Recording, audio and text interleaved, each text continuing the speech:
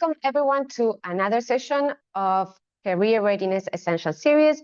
This is part of our career webinars at Virtual Internships. I am Mirta Aguirre and I'm the host of our webinar.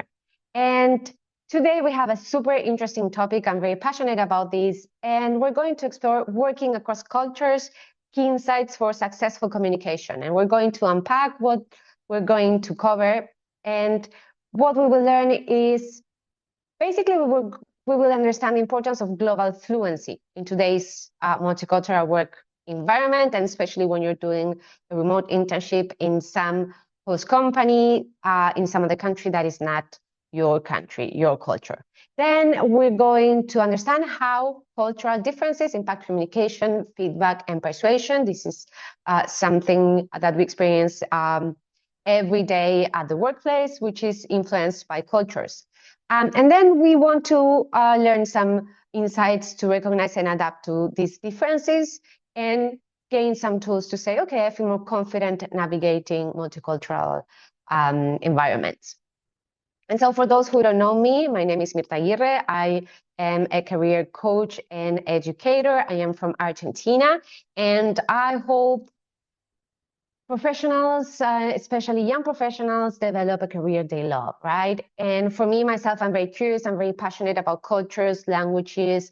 I lived in Thailand, traveled a lot in Asia, in Europe and Latin America. So I've always been very fascinated about how people communicate, how people interact among each other. And today's topic is going to really take advantage of my theoretical knowledge, because I studied this, but also I lived it, right? And I love to know your comments also as well, because we all come from different countries and cultures. So it would be great if you can share on the chat your impressions as well, okay? Give me a thumbs up or a message on the chat so I know you're there with me. So let's start with the main thing, which is, okay, when we talk about cultural fluency, right? Cross-cultural fluency, what are we talking about? What is that, right? And basically what we need to understand is that cultural fluency is the ability to understand and adapt to different cultural norms in professional situations, right?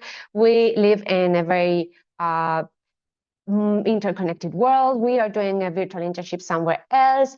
How we adapt to working to the rules of interacting with people from other cultures, that's global fluency, right? So that means we can recognize when we are experiencing these differences, and we can adapt to this situation, right? You can see how this is essential when we are working in teams, in organizations where we can meet and find and need to collaborate with people who see the world perhaps in a different way, right? And let me tell you if this resonates with you, right? What has been your experience in your internship? And so my presentation is going to really based on this book, which is really, really insightful, which is called The Culture Map. The Culture Map was written by Erin Meyer. She is a professor. She has lived in many different countries. She's from the US, and she has worked and researched many different workplaces across different countries in the world, right? And she has done tons of research and surveys with participants, with different groups around the world, to come up with a really interesting book, which is called The Culture Map, where what she does basically is to analyze 8 different spheres, situations, which really are affected by cultures, right? When we think about cultures, we think about how societies are organized, what values are important in a society, what kind of views they have on the world, religion, right? Political views that, of course, influence the way we see this world and we interact with each other. And 8 specific aspects that are definitely affected by culture when we work. She has identified these 8 aspects. And the first one, she says, okay, communicating. We're going to explore today how communication really differs, really is different among different cultures. How people evaluate or give feedback. This is also really interesting. We all receive and give feedback at some point in our work. So People don't do the same depending on where they are in the world. And also people disagree and confront or not differently depending on their culture and how do they persuade, right? She also identifies how people lead, how people make choices, decisions, how people trust, and how people deal with time, right, and scheduling. Today, we're going to focus on the first four. They are really, really, really interesting to understand communication and to enhance your global fluency on your virtual internships. Send me a message in the chat to see you're still with me. And let's dive into the first area, which is communication. Well, before you can see, this is a little bit how the world map looks. She basically take these 8 areas, right? Communication, feedback, leadership, decision making, trust. She creates a chart where she opposes the 2 extremes of how people do differently around the world. And then she creates all these charts that show us how different countries behave in each different scenario, right? Aspect. This is a little bit how it looks, but how does this translate into practice? What does this mean? So let's start with communication. This is something that is really, really interesting. We need to understand that in the world, we can consider that we have like 2 big categories when it comes to how people share their messages, right? Let's think of a meeting, a friend, someone you know, right? In the world, we can see, of course, when we talk about cultures, nothing is written on stone, right? Of course, we have different ways of doing the same things in even in our culture, right? In my own country, we may do things differently. But in general, there's an idea of what, like, in my country, I'm Argentinian, right? Like an idea of how an Argentinian person is, right? In Argentina, we mostly like football and eat a lot of meat. And the idea of an Argentinian would be someone who is very passionate about football and we like tango, though not everyone dances it, but you know, there are some ideas. Of course, not everyone is like that, but you get the idea of how an Argentinian would be and what that entails, right? So when we think about cultures, of course, there will always be people who do not identify with their culture, but overall, we can find some patterns, right? And when we think of these patterns, communication, we can see that there are some countries in the world where communication is going to be direct, right? They're going to be simple. They're going to be explicit, meaning they need something, they want something, and they will tell you. There won't be any, big introduction or like you need to guess what they're trying to tell. This is quite clear communication. And these people will essentially appreciate written communication, so we understand what we're talking about, and the clearer the better, right? And this kind of communication is very usual in the US, for example. And when we talk about this communication that is direct, clear, we call this type of communication low context. Why? Because it means that the communication, when we're speaking, everything you need to know is contained in my words. Means the context understanding whatever is happening around me, right? Like the social interactions, the hierarchies, the country, that's not important, right? I don't need to know the context of the conversation to understand what is being said, what's happening. Do you follow? So in this kind of communication situation means if you are speaking with someone from the US and they are telling you that they need something, that's going to be pretty easy. They will ask you and you will understand. Let's see how this can be different in other countries, in other cultures.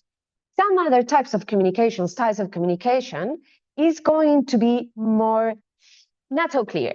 What do I mean? Maybe we need to understand more what's happening in the non-said, right? In the context to understand what this person is really trying to say. This communication is more nuanced, it's more layered. People are not so direct, right? So you don't understand so much what they really want or need because they're not telling. But it's up to you to understand. Do you follow? And this kind of communication, which is called precisely high context, because it means you need to know the context, you need to be subtle, you need to understand, pay attention a lot to body language, right? Because sometimes you say, what is what I feel there's something that this person is trying to tell me, but I don't know what. Well, that kind of communication tends to happen a lot in Asia, right? If we are thinking more of Japan, this part of the world. And now we're going to understand a little bit why this is the case. So you can imagine, right? Two people, one person who would not necessarily say everything so clearly because they understand, okay, I don't need to share that much because probably you will understand already what I try to say. This is like your mom, like when you ask for permission and your mom says, yeah, sure, okay. But it's not a yeah, sure, okay. It's not right, she's angry, right? Or, ask your dad or do whatever you want. No, she's angry and you know that if you do whatever you want, something will happen, right? So if you pay attention only to the words, you will be in problems. So when we need to understand what's going on in the context, then is when we have this high culture, high context communication, where we need to pay attention beyond just the words, and then low context cultures where most the communication is contained in the words I'm saying. Do you follow? And let's explore where this happened and reflect why, so you can understand a little bit of follows with the other aspects. If we see, right, we have low context. Remember, low context is a type of communication that is direct, right? That is explicit, that says what they want. This, we're going to find it in the US. And we can see in the map, we have in the America, the North America, we're going to see this more in the US, in the Netherlands, in Australia, in Canada, in Germany, right? Finland, and when we go a little bit more to the center. And then if we think to the other extreme, then we have Japan, Korea, Indonesia, China. And what do these countries have in common? What can we guess, right? Why in this part of the world, communication developed in one way, and in this part of the world, communication developed in a different way? What we can see and we can understand, the US is a very big country, right? And it's a very big country made up of immigrants, people who came from all over the world, different countries, different cultures, different ways of communicating even, right? And for that, in such a context, for communication to be successful, people need to be direct and clear, right? Because everyone understands differently, right? Imagine an Italian, a Russian, someone who came from other country, and then they're in a new culture, adapting. So each one has their own understanding. So for that to for this situation to become chaotic, communication needs to be clear, right? And also written, because if we, as a government, right, we are really governing such a big country, we need everything in written, clear, the message needs to be easy to understand. And for me, this was quite an interesting discovery, because if you see, Argentina is a little bit in the middle, which means that my communication style is more direct than a Japanese person, right? But my communication style is still not so direct from someone in the US. You can see how everything is relative. And how this translates into my work. Well, my boss is from the US, right? And so for me, it is important that people understand the context when I make a decision, when I am thinking of something, and my emails reflect a little bit that. And my meetings with my boss reflected also a little bit that. So that means that I wanted to give her like the context and explain to her what the problem was and all the things I thought to come up to the situation, and then explain, and then the situation. All this for my boss is too long. Can you see? My boss, what she needed for me was, Mirta, okay, tell me the two main things I need to know. Okay, what was the problem? How you solve it? And then if I want, I will ask the rest. So for me, this was quite interesting because we were using different communication styles. For my boss, I wasn't being clear enough. For my boss, I was still beating around the bush. Okay, Mirta, what do you want to tell me, right? And so you can imagine how someone from the US who likes clear communication, straight to the point, with someone who is more used to explaining, decorating, and making a long story, this communication can clash, right? You can see how we can find this problematic. And Why is this so also? If we think of Japan, Japan is a small island, right? And all people in Japan, they are, since this is an island, these are very similar, right? Japanese people, they share the very long-standing culture and tradition, and they being among themselves. So they develop their language, and that means there are a lot of rules in the country that don't necessarily need to be explained because everyone knows this. And also societies, if we see Asia, tend to be more, if we think in terms of religions and philosophies, right? In the East, we can see more Confucianism, more Taoism, which are religions or philosophies that are really into the holistic, right? That are really into harmony, right? And hierarchy, right? In Asia, we have clear hierarchies. If we think of the workplace, right? Well, do we have anyone from Asia at this moment? I don't think so, but we know that in Japanese, in Chinese work culture, the hierarchies are very strict, right? Your boss, if he's your superior, you will know there are things that you should or should not do, right? And this comes from the culture. This comes from philosophies, from ways of organizing the states, right? So when we see the map, we can see how these differences precisely in cultures, of course, are going to affect how we communicate. So understanding that we have low context cultures, which means that people don't need to know much about what's going on in the culture and all the social norms, because communication is direct and clear. And then we go to this other side where we have high context cultures, where communication is not so direct, it's more nuanced, and we need to really pay attention to what's going on in the room, right? And why is this important? Precisely because we can have these some kind of clashes, right? Let's imagine, right? How these perceptions, because cultures is about perceptions, right? As I mentioned, I am, for my US American boss, I'm not direct enough, but for someone in Japan, my communication style may be very direct, right? So you see, we need to understand how this moves to understand how to adapt. And so what's going to happen if you are from a low context culture, like my boss, no? You may perceive high context communicator, like me, more secretive, lacking transparency, and able to communicate effectively, right? Because my boss is like, okay, tell me what you want to tell me. And I maybe go like, blah, blah, blah, blah. And she's like, why aren't you being direct? You know, this frustration of, please tell me whatever you want to tell me.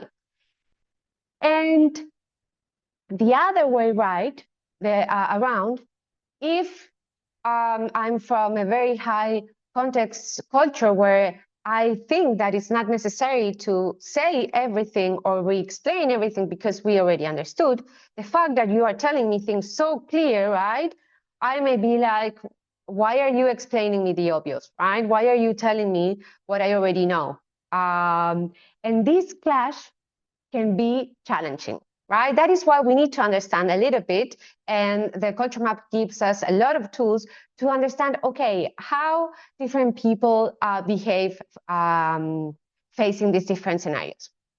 And let's move to scenario number 2, which is how do we evaluate? How do we provide feedback? And this is also very interesting, right? Because we said that we have the world, which is very big, and different countries behave differently. Let's see a little bit how these different countries react to feedback, providing feedback. According to most of those who studied intercultural communication, apparently the most blunt and direct people are the Russians, right? And the people from the Netherlands. If there is something wrong, something they don't like, they will tell you, this is wrong, this is not good, this is horrible. They may even tell you like, this is a piece of garbage, do it again, right? This kind of feedback can be very, very difficult to digest, right? Because if your boss tells you that, I don't think you may be very happy. But apparently for Russians and for the Dutch, this is quite the day. And Germany is almost the same, and I know this because I'm in Germany at the moment, and I have a lot of German friends, and German friends are known by being direct, right? And they won't sugarcoat things. And if a boss really needs to tell you that you need to do your job better, they will tell you. And this means also that they won't sugarcoat what they need to tell you, right? They will even like something is really nice and they may tell you, this is not that bad, right? Or it could be worse, right? And you're like, but this is already good. Why? So they are into really telling you directly when something doesn't work, right? And when we go to how feedback is treated, for instance, in the Asian world, we see that people, in Japan, in Thailand, you cannot say to a colleague or to your boss that you don't agree with this idea, that you think this is not a good idea. This could be extremely problematic, right? In the Netherlands, it is advised among colleagues to share their ideas and brainstorm and even say, no, I don't think that's a good idea because blah, blah, blah. You shouldn't do this in an Asian country. Why not? Because in the workplace, as also in society, there are different rules, as we mentioned, right? And in particularly in the Asian world, one a very interesting social norm, it's what it's called saving face, which means you don't want to really make anyone uncomfortable, right? You don't want to say anything negative about someone. So you really will want to definitely not provide negative feedback openly, directly, and in front of other people. Do you follow me? This is something that this couldn't the way this couldn't be the way to approach feedback in this cultural context. So this is extremely important, right? Because when you are working for another company with with a supervisor from another culture, you need to be attentive to how this works, right? And when we think about feedback, there's an interesting case, which is in the US, although they are quite direct, they tend to provide feedback in a more hidden way. They will use what we know as a sandwich construction, which is they will share a piece of good feedback, then they will, in between, share a piece of not so good feedback, and then another layer of good feedback, right? So they share the bad feedback in between as a sandwich that you're eating, and then it doesn't taste that bad, right? So this is usually the sandwich structure is a nice way of providing feedback that we can use among cultures, except that you are really working for a Chinese company or like somewhere where you know that feedback shouldn't be provided so direct, and even in the workplace. Other than that, the feedback structure for the sandwich structure for feedback is a tool that is really useful for feedback. So whenever you need to receive feedback from your supervisor, this is an opportunity to understand also how your supervisor provides feedback, right? And this is also something you can agree with your supervisor in the way that understanding maybe, well, you can ask for feedback considering, okay, points of things I'm doing good, what else I could improve. So even for you, receiving this feedback is not so direct, depending on your supervisor. And why is this important? Because let's see this following example, which is very funny. Because we said we have the Dutch, right? They are very direct in providing negative feedback. In the case of the UK, in the UK, people are more polite. We have people in the audience from the UK, right? And in the UK, it's very important to keep, being polite, and you don't want to be rude, and you don't want to offend anyone. So you're, oh, I'm sorry. You really try not to make anyone uncomfortable. You want to make sure, like, you are not participating in making anyone uncomfortable, right? So in this case, it was an anecdote from the book.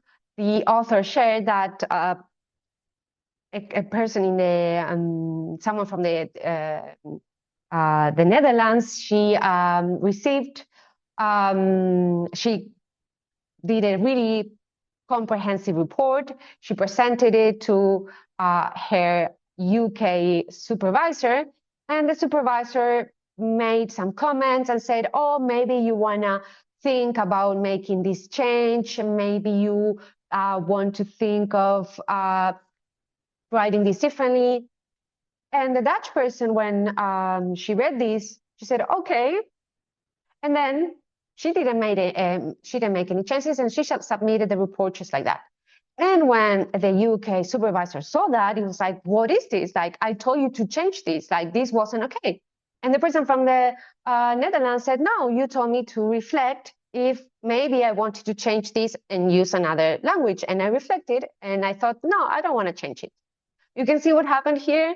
For the UK supervisor saying, maybe you want to change this wording and use this and this wasn't a suggestion. This was his way of saying, this is what you need to do. But it was so soft, that it was so not direct, that for the Dutch person, it was like, if my boss wanted me to do something different, they would tell me, change it, right?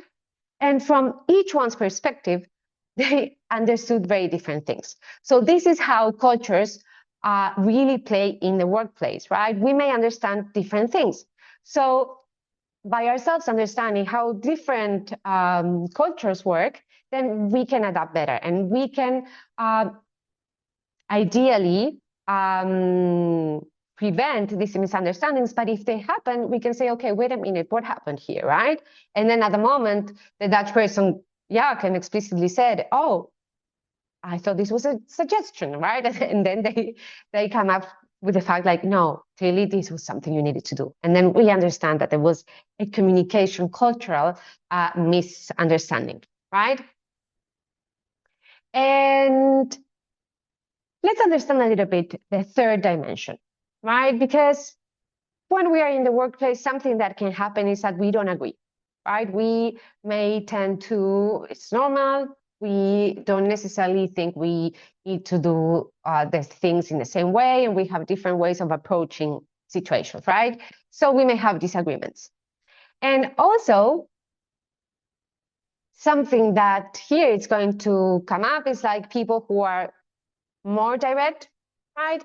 Who are going to clearly tell you when they don't agree, when they are not really following what you're saying, when they even say like, that's not something I want to do. They're going to be so direct that may even become a bit confrontational, right? Why? Because imagine this scenario, as I mentioned, right? In a context where people don't want to tell other people how what they're doing is bad. They don't want to feel they are humiliating someone, especially in the workplace, right? So these cultures can clearly clash. And then we can have, for more confrontational cultures, like I mentioned, Germany, the Netherlands, it doesn't mean they want to fight. No. What it means is like they are really appreciating the fact that they can exchange ideas, they can really brainstorm different scenarios, and then come up and say, no, this couldn't work, this could fail. Let's debate the ideas themselves, right? But for someone who's not used to this, imagine the workplace, you could feel that someone is attacking you, right? Because if your boss is asking you, and explain to me what was your reasoning logic, your reasoning thought, right?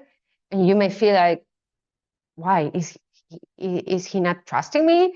And actually what he wanna know is like, explain to me, right? And then fight a little bit with this, but the other person may be like, this is very uncomfortable. And for me, it happened to me when my first time in France. I remember I was very young. I was 19 years old, and I remember one of my first interactions with some young other people, and we were discussing, and precisely someone told me, Mirta, why do you say so? And I explained what I meant, and this person was like, oh no, I don't agree. I don't think that what you're saying is correct. And for me, I was like, oh, okay. I don't know this person. I felt a bit awkward, right? Like no one so openly had told me, no, what you're saying is not correct. And I found it funny because in French, even they have the word discuter, which means to have a discussion. But in Spanish, to have a discussion is to fight, right? It's like to have an uncomfortable moment. But in France, no. For French people, discussing precisely having a healthy debate is something normal, right? And so if you don't know the French, you may go to a French party, dinner, and then they are really so outgoing and telling you blah, blah, blah, that you may feel like, wow, okay, you know? So these kind of things can happen, right? Same with humor, right? Especially when we make jokes or things that for some other cultures may say, oh no, we don't joke about that. I like that's not something we want to share because it may be hurting someone. And as I mentioned, in Chinese culture, in Asia in general, more Confucianist societies, Taoists, Buddhists, the value of harmony, of not making someone else feel uncomfortable is very important. Right? So from this perspective, why would you engage in telling someone that they're wrong? Right? Do you follow me? So these things really work in the workplace. They really come up.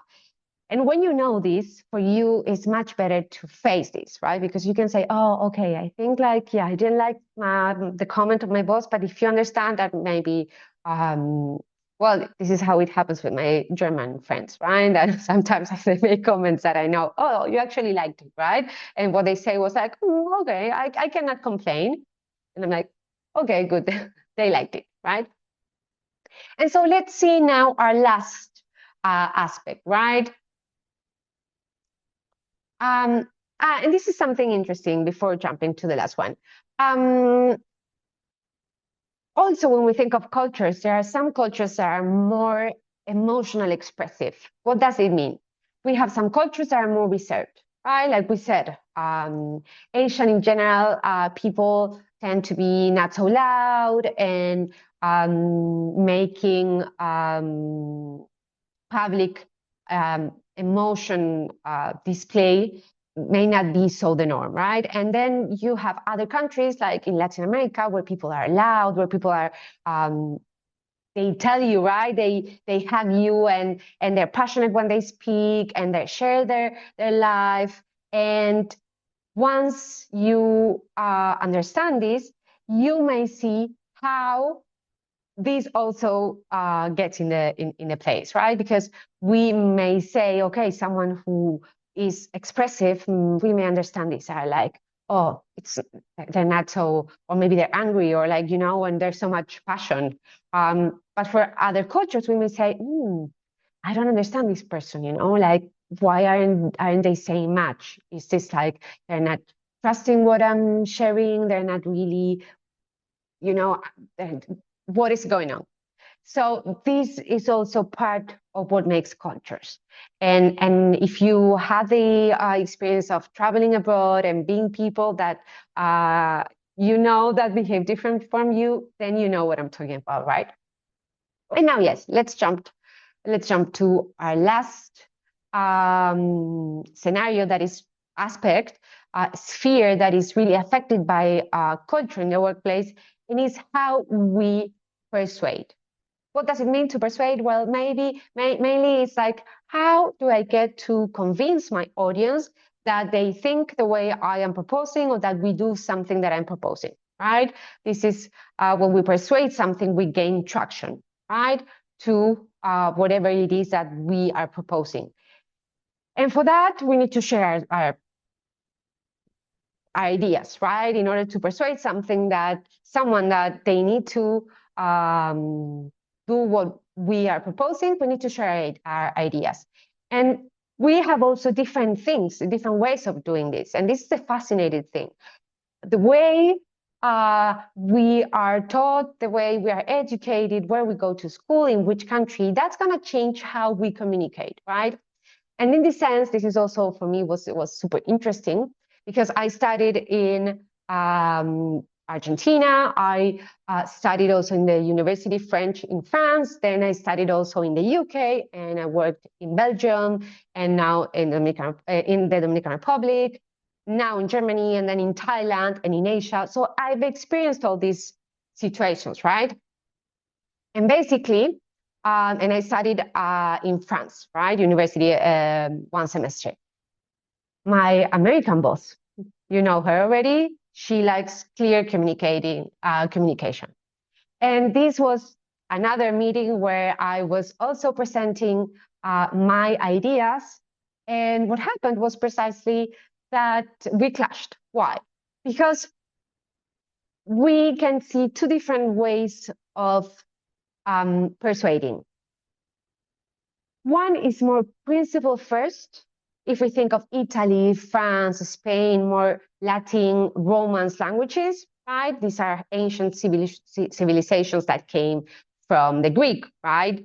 Greece, Italy, the debate. We know that these cultures were traditional for what? Socrates, debate, right? Like thinkings, changing. And then we have applications first. Applications first, cultures which we think of the US, Australia, Canada, which are more practical oriented, right? And what does a principle first culture look like? Remember me, I did my studies in France, and in that sense, I was closer to France in the way I learned to persuade. And my American boss, she's more direct, right? So let's imagine me, I'm principle first, and my boss, she's application first. And what happened here? So I started sharing my proposal, and I started explaining, oh, you know, the problem was that I had this and that, and I found out, blah, blah, blah. And then I researched, and I explained all. Yes, Marcela is saying Argentina and Brazil were all on the middle, exactly, because we may be too open for the Asian, but not so much for the Northern Europeans, so we're in between. And so in my approach to my boss, I did a principle first approach, meaning I explained first my principles, my reasoning. This was a problem, this is the information, blah, blah, blah. And then I brought the solution, the conclusion. I did a whole introduction to then come up to the conclusion. This, for my American boss, was so painful. Why? Because in her mind, she was taught culturally that the way she approaches this is applications first. What does this mean? She wants to hear first, what do we need to do, right? From everything you research, from everything you thought, which I don't need to know, like all the philosophical part, all the blah, blah, blah. I don't need to know that. I need to know first, what do we do now, right? What is my action point? What is it important for me, right? So in an application first approach, like what I needed to do with my boss, you are going to say first, okay, this is my solution. I have the solution. We need to do this. Why? Because blah, blah, blah. But the main thing is straight to the point. And when you are working with someone from the US, from Germany, from the Netherlands, you need to know this. They will appreciate you being upfront, asking questions, really asking for guidance when you don't know. And this is very important information for you. Because if you are waiting or you are waiting for them to decode that you need help, that you're a little bit lost, it may be too late, because until you don't ask them, they may think, oh, if my intern is not asking for help, it's because they are okay, right? But maybe you're struggling and you said, I don't know if I should. So then, yeah. And they the other way around, right?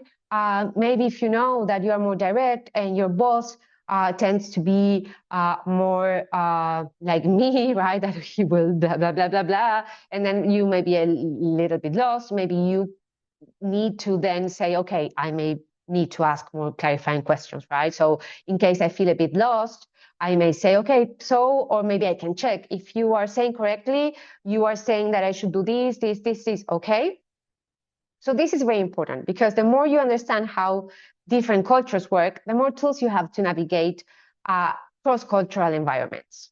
How does that feel? What do you think about this? Does it make sense? Have you encountered any of these situations at your internship or somewhere else, maybe with a friend from another culture?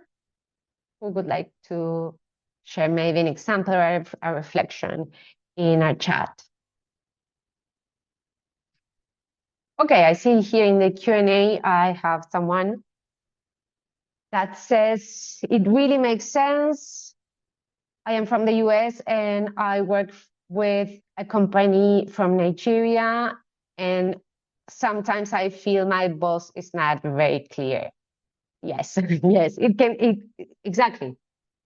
Exactly. Because precisely Nigeria tend to be more like the French, like explain more, right? And these kind of things can happen, right?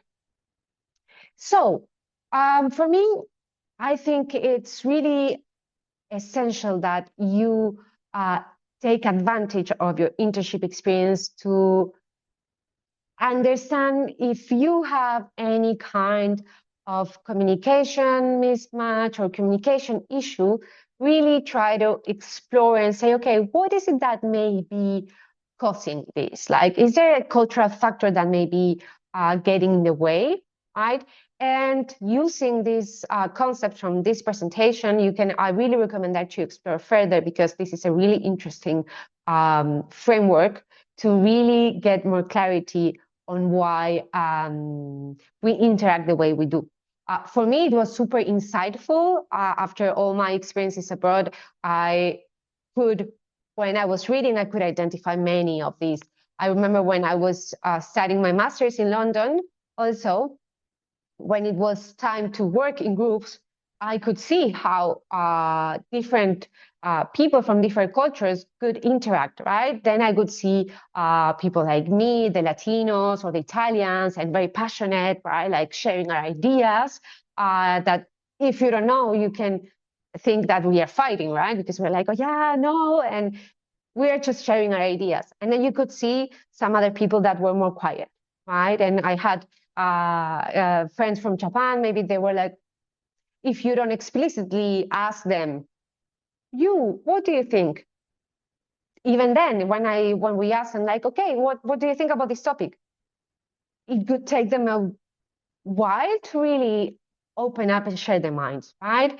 And now that I understand this, I'm like, oh, it makes sense, right? Because the different experiences we've had in our countries, in the way we've been educated, in the social norms that have informed our experience, we all have different ways of adapting, right? And when we are in intercultural spaces, this may be a little bit more challenge, right? Because we may not necessarily know how to proceed.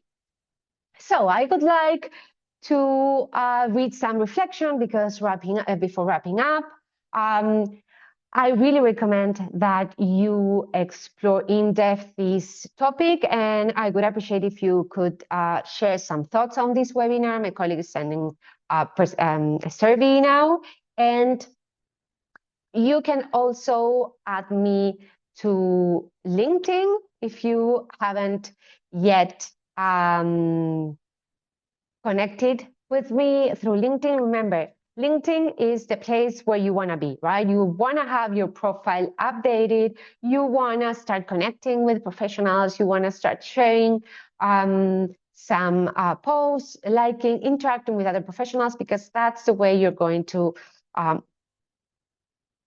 start creating your network and making yourself visible, right? So this is a great opportunity for you to do so. If you want to share some reflection on LinkedIn and then tag me, that would be great. And you can add me on LinkedIn, and then you can complete your the survey. So can you share, please, some idea takeaway that you are taking with you today? Nice. Thank you. The topic was very interesting. I would like to know more about it. Thank you very much. Someone is saying, I really like the idea that cultures are relative. I am more curious to learn more about this topic. Yes, and that's very, very interesting. Even in our own cultures, right?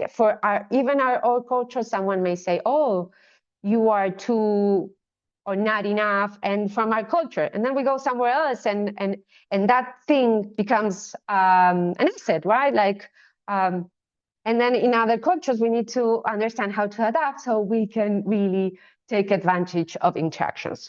Okay, guys, thank you very much. It's been a pleasure having you. So I really invite you to keep on discovering this. And remember, we will meet again.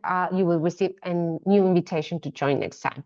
I hope you have a wonderful day, wherever you are in the world, and keep on joining.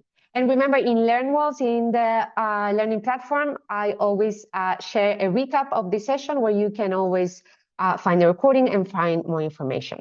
So thank you very much, everyone, and have a wonderful day. Bye-bye, and add me on LinkedIn. I will be waiting for your invitation. Bye-bye. Have a nice day.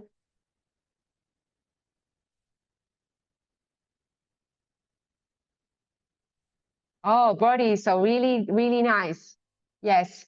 Then if you want to have the slides, send me a message, internship coach at Virtual Internships, and then I can send you the slides for you to keep on reflecting. Especially in the Philippines, it's super interesting to research in advance, or if you're already interning, to have more insights. Bye-bye. Ciao, ciao. Enjoy.